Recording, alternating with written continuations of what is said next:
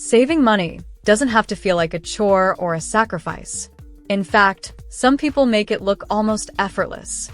Take Casey, for example, a regular person with an average income who managed to save enough money to travel the world, build a safety net, and invest in their future. The secret?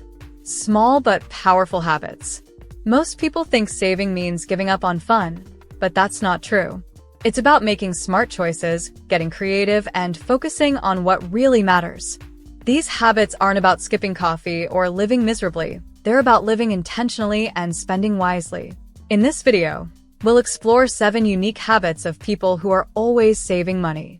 These ideas are different, exciting, and practical. If you're tired of the same old advice, get ready to see frugal living in a fresh way. What if saving could actually be fun? Let's find out. Number 1. They leverage the power of time banking. People who are great at saving money know that time is just as valuable as money. That's why many of them use time banking, a system where people trade their time and skills instead of spending cash. It's like bartering, but with your time as the currency. Here's how it works. Instead of paying for a service, they offer their own skills in exchange. For example, they might babysit a neighbor's kids, and in return, the neighbor helps them fix a leaky faucet. Or they might spend an hour teaching someone how to cook, and that person helps them set up a garden. The idea is simple. Everyone's time is equal and no money needs to change hands. Time banking isn't just about saving money. It also builds community and encourages people to value skills they might not have thought of before. For example, someone who's great at organizing might help clean out a friend's garage, while someone else teaches them a new language in return. You can find time banking groups in many cities or even online. It's a fresh way to meet people, learn new things, and save money at the same time. Why spend money when you can trade time and build connections instead? Number 2. They have opt-out mentality for consumerism. Smart savers don't follow the crowd when it comes to spending. They practice an opt-out mentality, which means they choose not to participate in unnecessary consumer habits or trends. Instead of spending just because everyone else is, they ask themselves, do I really need this? Does it align with my values? For example, they might skip Black Friday sales or avoid upgrading their electronics every year, even when there's pressure to do so. They don't feel the need to buy expensive gifts during the holidays just because it's tradition.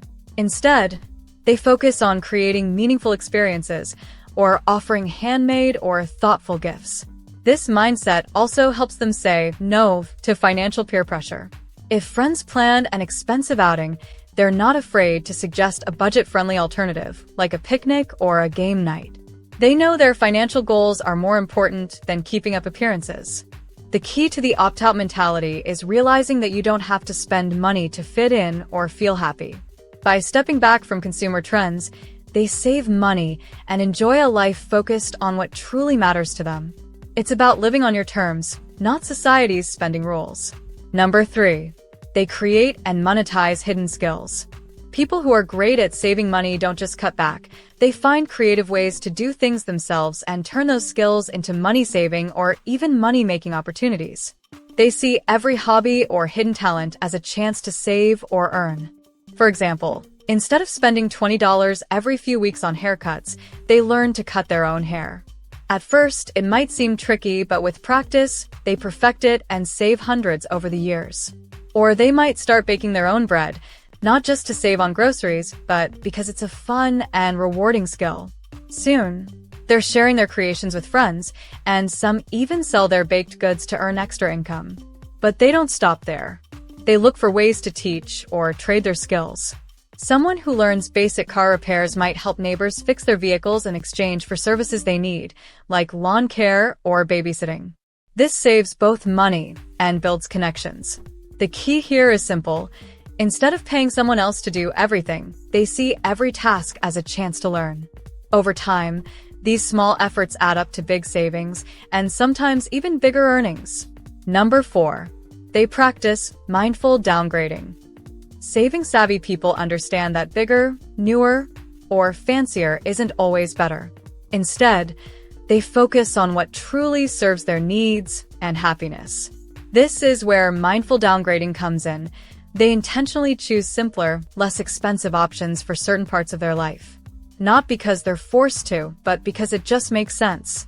For example, instead of upgrading to the latest smartphone, they might stick with an older model that still works perfectly. If their current car gets them from point A to point B reliably, they don't feel the need to trade it in for a newer one. Some even choose smaller homes to save on rent or mortgages, utilities, and maintenance, using the extra money for things they truly care about. Mindful downgrading isn't about sacrifice, it's about rethinking what enough means.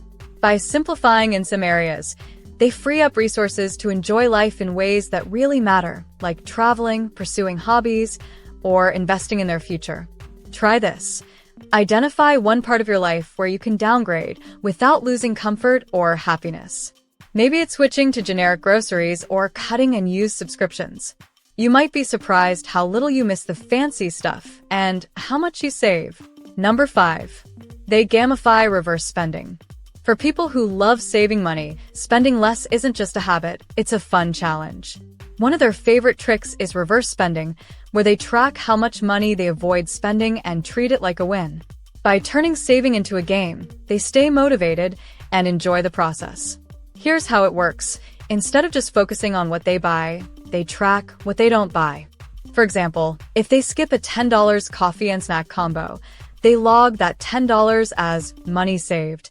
At the end of the week or month, they total up their reverse spending and celebrate how much they've kept in their pocket. To make it even more exciting, they set goals or compete with friends or family. For example, who can reverse spend the most in a week? Or they create challenges like, how long can I go without buying anything unnecessary? The best part is that the money they save can be used for something meaningful, like paying off debt, investing, or rewarding themselves with a guilt-free treat. Reverse spending makes saving feel like winning. It's a mindset shift that turns everyday choices into fun victories. Try it and see how much you can earn by not spending. Number 6. They exploit Freecycling and the circular economy. Smart savers know there's a lot of value in things people no longer need. That's why they love Freecycling, the practice of giving and receiving items for free instead of buying new ones. It's part of the circular economy, which focuses on reusing and sharing rather than throwing things away. Freecycling is simple. Instead of spending money on furniture, clothes, or household items, they look for local freecycling groups, like those on Facebook or apps like Freecycle and Buy Nothing. These groups let people give away things they don't need anymore, for free. For example, someone might pick up a nearly new sofa from a neighbor or swap baby clothes with another parent. But it's not just about taking. They also give back by sharing items they no longer use. By doing this, they help reduce waste and save money at the same time. Some go further by joining tool libraries or community sharing groups, where they can borrow items like power tools, camping gear, or even kitchen appliances instead of buying them.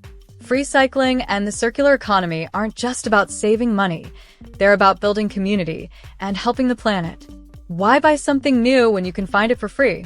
It's a win for your wallet and the environment. Number 7. They practice friction saving. People who are great at saving money use a clever trick called friction saving. This means they make it harder for themselves to spend money impulsively by adding small obstacles or friction to the process. These barriers force them to think twice before buying something unnecessary. For example, they might delete shopping apps from their phone so they can't browse online stores easily. Or they remove saved credit card details from websites, making it harder to make a quick purchase. Some even leave their credit cards at home and use cash for spending, which naturally limits how much they can buy. Another common tactic is creating a cooling-off account. When they feel tempted to buy something, they move the money for the item into a savings account instead and wait 30 days. If after a month they still feel they need the item, they can buy it, but most of the time they realize they don't. Peer pressure.